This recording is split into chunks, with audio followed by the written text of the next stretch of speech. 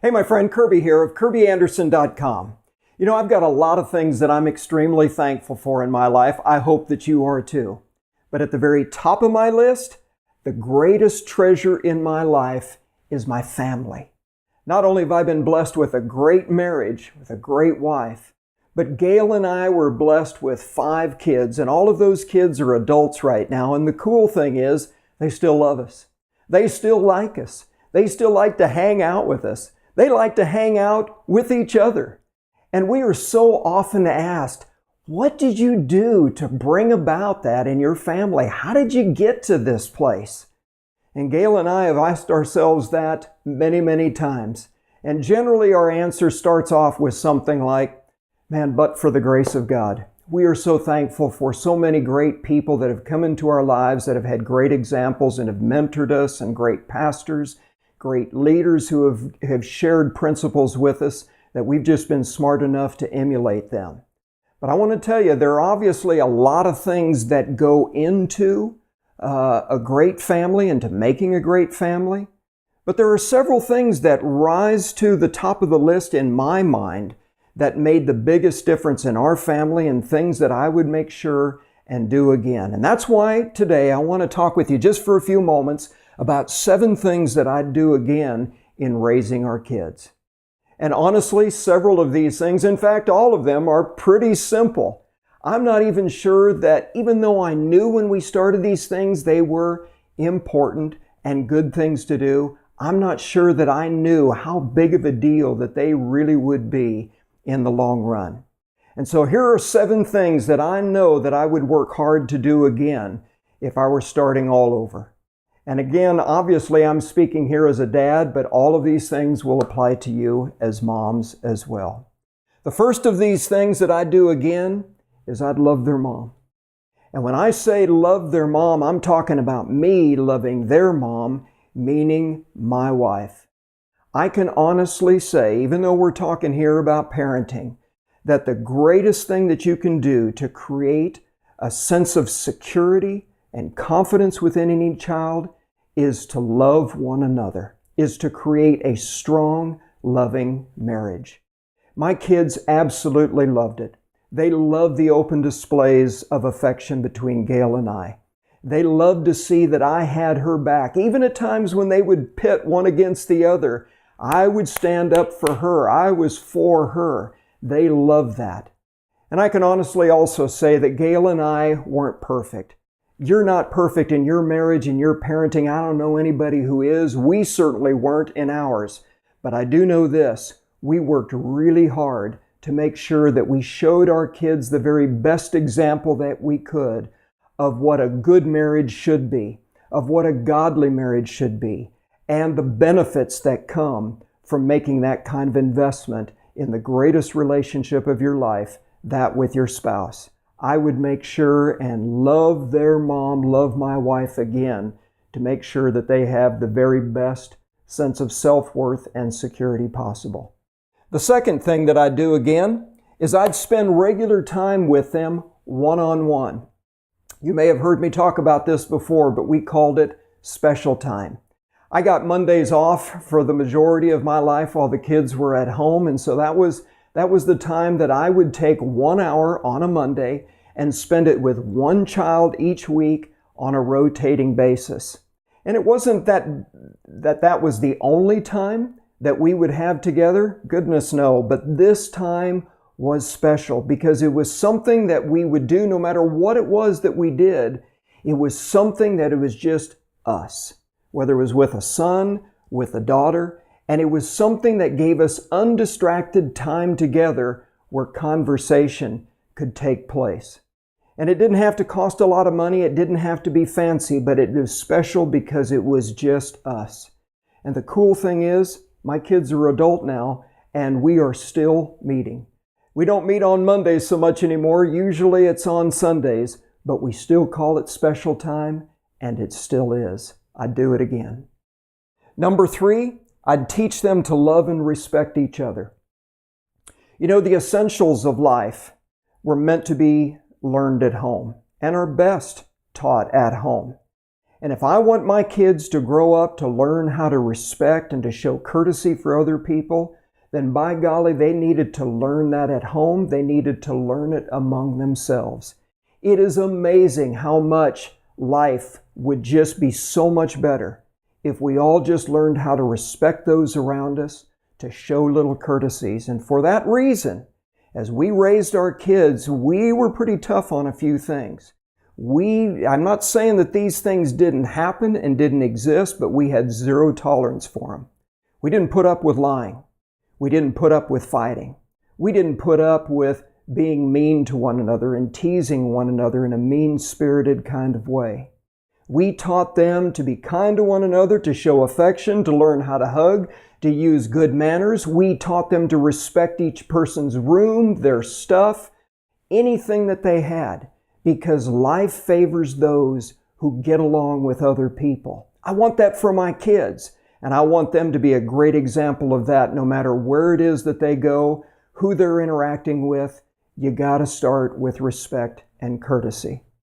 Number 4, I would help them to discover and appreciate their purpose in this life. I firmly believe that God created every single one of us, you, me, everyone, on purpose, for a purpose. I love the quote by Mark Twain. He said, the most important day in a person, or there's 2 important days in a person's life, rather, and that is the day that you were born and the day that you discovered why. That is so good. And Gail and I were very intentional on learning and identifying and recognizing and celebrating the uniqueness of each of our children. It's absolutely amazing to think that we could have 5 kids all come from the same parents, grow up in the same family, in the same culture, and be so diverse. But it is so good. And when you begin to celebrate that and to make sure that a child knows that he or she is unique because they have a special purpose in their life, it creates this tremendous sense of self-worth and confidence, and that's what empowers them to go out and to fulfill their purpose and to hit the mark that God created them for.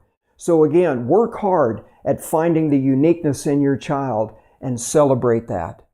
Number 5, create a family spirit. You know, the best team or the best sports teams have this incredible team spirit.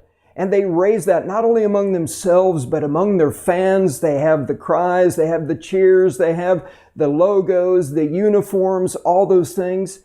So should families. You should have a great team spirit, a family spirit. And I'm not saying you got to have a logo. I'm not saying you got to have a uniform. But it is just so important. It's not a matter of being better than other people, but it is a matter of celebrating who we are. We're proud to be who we are. In my family's case, we are proud to be Andersens with an S-E-N. We're Danish. We're proud of it. It's who we are. And we have our own culture. We have our own traditions. We've got our own stupid jokes. We've got our own favorite family stories. It's what makes us us. In fact, some of us have even gone so far to have our own family crest inked on our skin. I don't care what it is that you choose to do, just make sure that you guys celebrate your family and create that great sense of family spirit. Number 6, know when to move from control to coaching. Man, I think this is such a huge concept, and it's bigger than what we're going to take here in the next couple of minutes, but essentially it's this. I have a firm conviction that when you're starting off with a young child, it is all about keeping them on a short leash.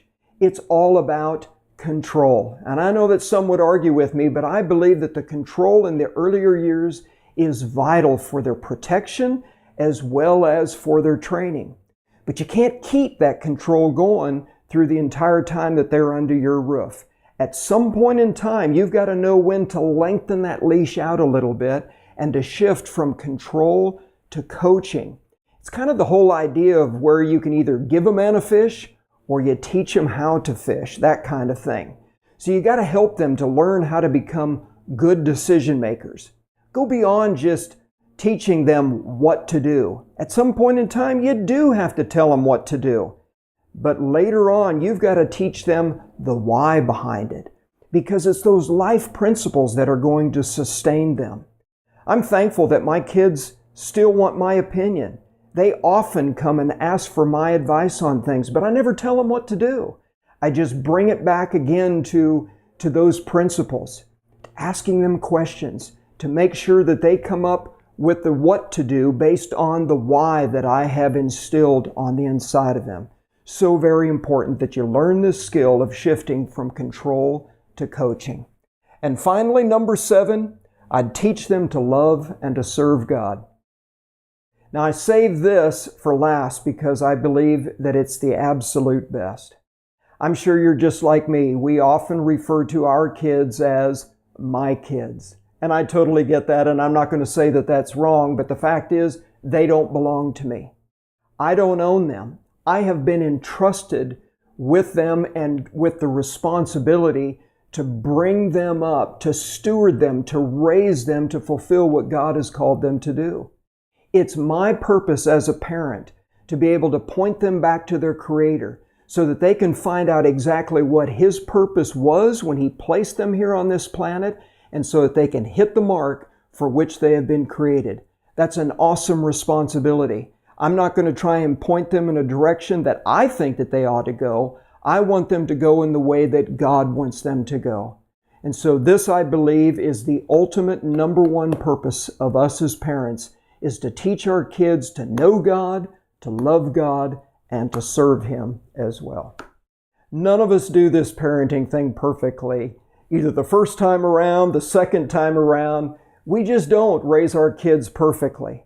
In fact, I'm thankful that I had 5 of them because it gave me several chances to continue to keep honing this. I think that my firstborn had a lot more mistakes than my 4th and my 5th. But if I could go back in time, and if I could talk to my younger self, these are the things that I would tell him again. Stay the course. Do this stuff because this is going to get you what you want right now. Small things done consistently over a long period of time can produce some pretty amazing results. And maybe one or two of these things that we've talked about today have really stood out to you. And I want to encourage you to take some time this week and to figure out how that you can put them to action, or even go one step further and to make it into a habit so that you can do them each and every week and get some of the same results that we've described here today as well.